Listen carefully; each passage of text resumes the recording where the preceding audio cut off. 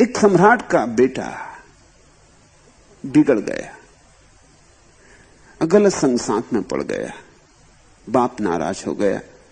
बाप ने सिर्फ धमकी के लिए कहा कि तुझे निकाल बाहर कर दूंगा, या तो अपने को ठीक कर ले या मेरा महल छोड़ दे। सोचा नहीं था बाप ने कि लड़का महल छोड़ देगा, छोटा ही लड़का था, लेकिन लड़के ने महल छोड़ दिया। बाप का ही तो बेटा था, सम्राट का बेटा था, जिद्दी था। फिर तो बाप ने बहुत खोजा, उसका कुछ पता न चले। वर्षों बीत गए, बाप बूढ़ा, रोते रोते उसकी आंखें धुंधिया गई।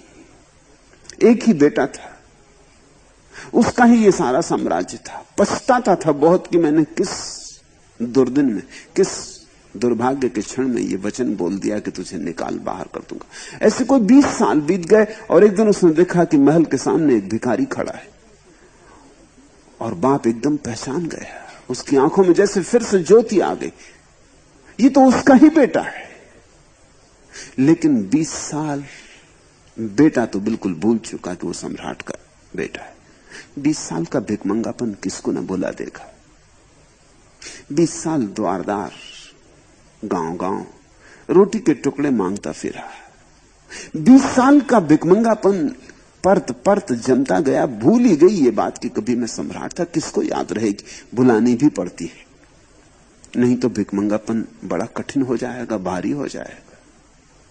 सम्राट होकर भीख मांगना बहुत कठिन हो जाएगा। जगह जगह दुत्कारे जाना, कुत्ते की तरह लोग व्यवहार करें, द्वार द्वार कहा जाए आगे हट जाओ। भीतर का सम्राट होगा तो तलवार निकाल लेगा। तो भीतर के सम्राट को तो धुंधला करना ही पड़ा था, उसे भूल ही जाना पड़ा था। यही उचित था, यही व्यवहारिक था कि ये बात भूल जाओ। और कैसे याद रखोगे जब 24 घंटे याद एक ही बात की दिलवाई जा रही हो चारों तरफ से कि भिखमंगे हो, लफंगे हो, आवारा हो, चोर हो, बेईमान हो। कोई द्वार पर टिकने नहीं देता, कोई वृक्ष के नीचे बैठने नहीं देता, कोई ठहरने नहीं देता। लो रोटी, आगे बढ़ जाओ, मुश्किल से रोटी मिलती है। टूटा फूटा पात्र, फटे पुराने वस्त्र, नए वस्त्र भी 20 वर्षों में नहीं खरीद पाया। दुर्गंध से भरा हुआ शरीर।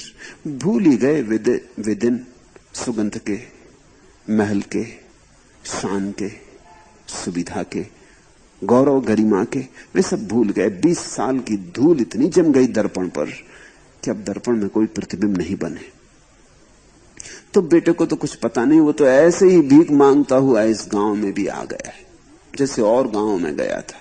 ये भी और गांव जैसा गांव है, लेकिन बाप ने देखा खिड़की से, ये तो उसका बेटा है।